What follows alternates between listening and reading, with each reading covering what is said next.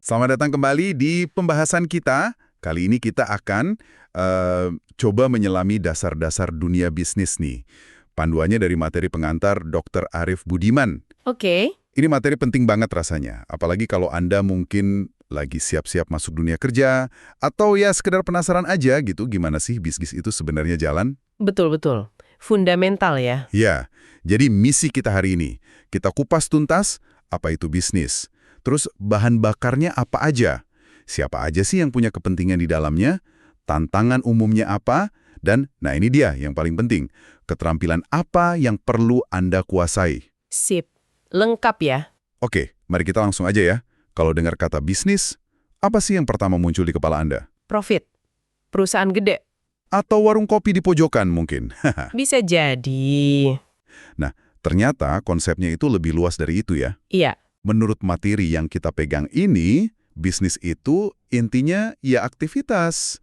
Bisa individu, bisa organisasi gitu, yang menyediakan barang dan jasa.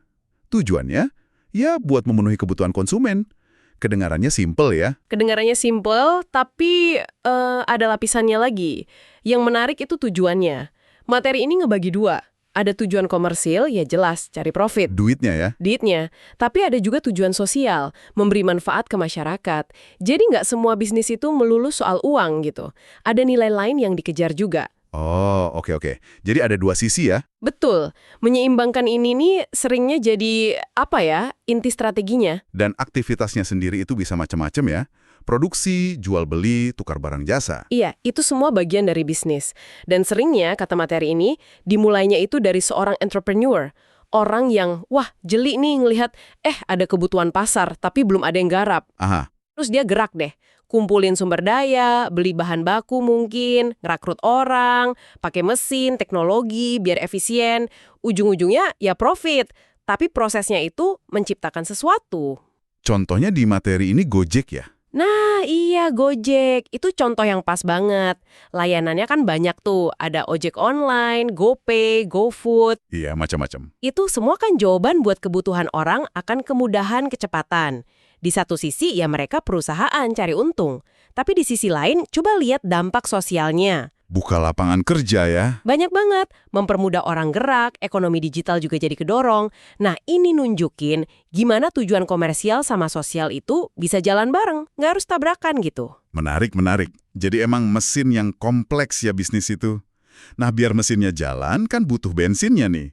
Sumber dayanya apa aja sih yang paling utama menurut materi ini? Oke, nah materi ini nyebut ada 4 pilar sumber daya.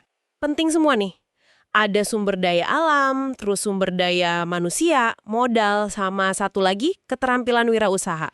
Keterampilan wirausaha, oke kita bahas satu-satu ya. Pertama sumber daya alam. Ini kayaknya jelas ya, bahan baku dari alam gitu. Iya, ini input fisik dasar lah. Kayu, mineral, hasil bumi. Banyak bisnis, apalagi manufaktur atau pertanian ya butuh ini. Tapi ya itu, sekarang isu keberlanjutan, isu lingkungan, jadi tantangan tersendiri kalau ngomongin sumber daya alam. Nggak bisa asal ambil aja. Bener juga. Oke, yang kedua, sumber daya manusia atau SDM.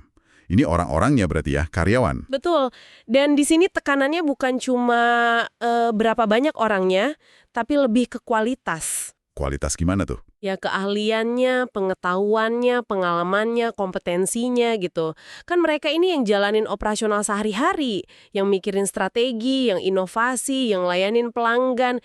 SDM yang bagus itu aset berharga banget, susah ditiru pesaing. Ngelola orangnya juga seni tersendiri ya berarti? Wah iya, itu ilmu sendiri lagi. Oke, pilar ketiga, modal. Nah, ini duitnya nih. Duitnya, betul. Sumber daya finansial, bentuknya bisa macam-macam ya. Modal dari pemilik sendiri, bisa pinjem bank, bisa ada investor masuk, atau dari kas hasil usaha muter terus. Fungsinya buat apa aja tuh modal? Wah, vital banget. Buat beli aset kan, mesin, gedung, terus buat riset, bikin produk baru, buat ekspansi pasar juga. Bahkan buat jaga arus kas sehari-hari aja butuh modal yang cukup. Tanpa ini ide sebagus apapun ya susah jalan. Bener juga. Nah, pilar keempat nih, yang tadi saya bilang menarik, keterampilan wirausaha. Kok ini jadi sumber daya sendiri, bukannya itu melekat di orangnya ya? Nah, ini dia poin pentingnya. Di materi ini, keterampilan wirausaha itu nggak cuma dilihat sebagai milik si pendiri atau si bos aja. Oh gitu. Iya, justru ditekankan kalau kemampuan kayak, berpikir kritis, terus kreatif cari solusi, bisa mecahin masalah, punya jiwa pemimpin, pinter ngatur waktu, cerdas emosinya, jago bangun jaringan atau networking, bisa kerja sama tim, Soft skills gitu ya? bisa dibilang gitu, tapi lebih dari itu. Materi ini ngelihatnya sebagai kapabilitas organisasi, sesuatu yang kalau dimiliki bareng-bareng sama orang-orang di dalamnya, itu bisa jadi keunggulan, susah ditiru pesaing gitu katanya. Mengutip Barney juga kan di situ. Jadi ini bukan sekedar pelengkap, tapi sumber daya strategis. Wah, oke. Paham sekarang. Jadi udah kebayang ya, apa itu bisnis, terus bahan bakar utamanya apa aja. Nah, sekarang kita geser nih. Siapa aja sih pihak-pihak yang istilahnya punya kepentingan atau ikut terpengaruh sama jalannya bisnis? Materi ini nyebutnya stakeholders. Pemangku kepentingan ya? Iya, pemangku kepentingan. Kenapa ini penting buat kita tahu? Mungkin kita sebagai calon karyawan atau konsumen gitu. Penting banget, karena bisnis itu kan nggak hidup sendiri di ruang hampa. Tiap keputusan, tiap tindakan perusahaan, pasti ada dampaknya ke berbagai pihak. Dan sebaliknya, pihak-pihak ini juga bisa ngasih pengaruh balik ke bisnis. Bisa nentuin sukses atau gagalnya juga. Nah, materi ini ngebaginya jadi dua kelompok gede. Internal yang di dalam, sama eksternal yang di luar. Oke, kita mulai dari yang internal dulu ya, yang di dalam perusahaan. Siapa aja tuh? Yang pertama pasti pemilik ya, atau pemegang saham. Iya, jelas. Mereka kan yang nanam modal. Jadi harapan utamanya ya pasti untung. Nilai investasinya naik. Mereka punya klaim utama lah atas profit dan arah strategi perusahaan. Keputusan besar biasanya butuh lampu hijau dari mereka. Terus, ada manajer. Nah, peran mereka apa nih? Manajer ini kayak jembatan. Mereka yang dipercaya buat ngelola sumber daya yang tadi kita bahas. Alam, manusia, modal. Biar efektif, efisien. Mereka yang nerjemahin visi pemilik jadi langkah-langkah nyata di lapangan. Peran mereka sentral banget di eksekusi. Dan yang terakhir di internal, karyawan. Tulang punggungnya ya. Tulang punggung, betul. Mereka kan kasih waktu, tenaga, keahlian. Nah, imbalannya apa? Ya mereka harap gaji yang layak, lingkungan kerja aman, nyaman, ada kesempatan buat berkembang, puaslah kerjanya, gitu. Kepuasan karyawan ini ngaruh banget ke produktivitas sama loyalitas. Oke, itu yang internal. Sekarang kita keluar ya ke pihak eksternal. Siapa aja nih yang di luar tapi punya kaitan erat? Yang paling sering kita interaksi langsung mungkin pelanggan, ya? Iyalah, Bisnis ada, ya karena mereka. iyalah. Ekspektasi mereka jelas, produk bagus, jasa oke, harga pantas, dilayanin dengan baik. Memenangkan hati pelanggan itu kunci sukses jangka panjang. Tanpa mereka, ya nggak ada pemasukan. Betul. Selain pelanggan, siapa lagi? Pemasok ya, yang nyediain bahan baku. Nah, iya. Pemasok ini vital banget di rantai pasok. Bisnis kan butuh input dari mereka buat produksi. Hubungan baik sama pemasok, saling percaya, bayar lancar, itu penting buat jaga pasokan sama efisiensi. Kalau tergantung sama satu pemasok aja, bahaya dong ya? Nah, itu dia. Bisa jadi risiko. Nanti kita bahas juga soal itu. Oke. Terus siapa lagi pihak eksternal? Pemerintah ya? Pemerintah, iya. Peran mereka ini agak unik ya. Di satu sisi mereka bikin aturan main, regulasi, pajak, izin yang harus dipatuhi bisnis. Harus nurut ya? Harus nurut. Tapi di sisi lain, pemerintah juga diharapkan bisa ciptain iklim usaha yang enak gitu. Biar bisnis bisa tumbuh, ekonomi jalan. Jadi ada hubungan timbal balik. Oke. Ada lagi? Ada dong. Komunitas lokal, masyarakat di sekitar tempat bisnis itu berdiri. Mereka kan ngerasain dampaknya langsung. Dampak apa tuh biasanya? Bisa positif, kayak lapangan kerja baru. Bisa juga negatif, misal polusi, macet. Makanya, jaga hubungan baik sama komunitas sekitar itu penting banget sekarang. Istilahnya social license to operate. Izin sosial buat beroperasi.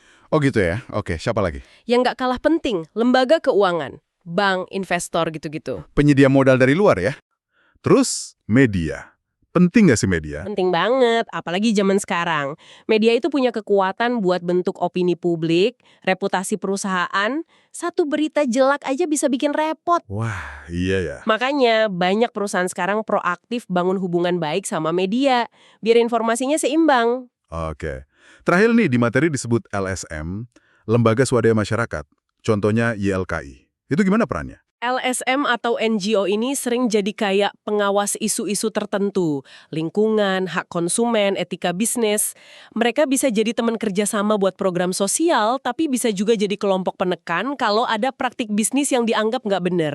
Kehadiran mereka itu mendorong perusahaan buat lebih hati-hati dan bertanggung jawab. Wah, ternyata banyak banget ya pihak yang terkait sama satu bisnis aja, dari internal sampai eksternal. Ini jadi nyambung nih ke bagian berikutnya yang kayaknya paling praktis buat pendengar. Masalah-masalah umum yang sering dihadapi bisnis, plus keterampilan apa sih yang dibutuhin buat ngatasinnya. Karena ya itu tadi, bisnis kan nggak selalu mulus jalannya.